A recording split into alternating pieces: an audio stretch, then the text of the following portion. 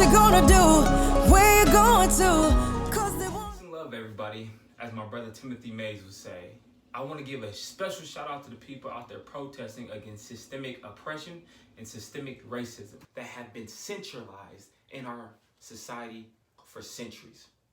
I want us to understand the genocide within the Black community. When I talk about genocide in the Black community, I'm not talking about systematic mass murders.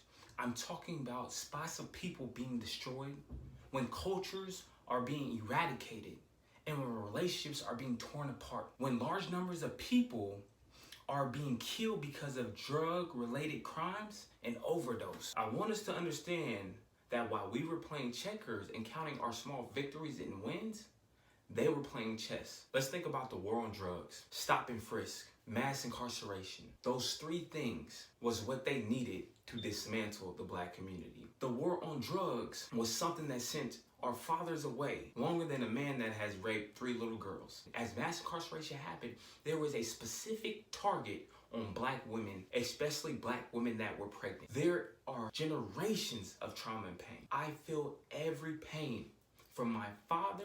I feel every pain from my mother. I could feel in my spirit the addiction to drugs. I could feel the addiction to alcohol. Our ancestors did not fight for us to try to fit in this white supremacist system. Martin Luther King did not just fight for integration. He fought for liberation. He fought for social justice.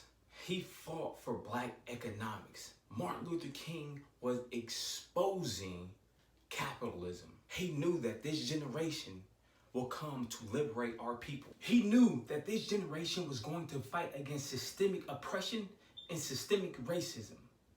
There is just enough lawyers, doctors, Black educators, dentists, therapists that are in these spaces to come back in our communities and focus on healing and uplifting and empowering and teaching our community. We are so focused on spending our time and our efforts in this white patriotic system. We graduate, we work for these corporations, and we put ourselves in these white spaces. They fought so hard so we could create our own spaces for our people. It's up to us to still stop the fight on drugs that our mothers are still dealing with, our fathers are still dealing with. We need healing. We need therapy. We need an outlet. We need to be strategic on how we move, how we operate, and what we got to do.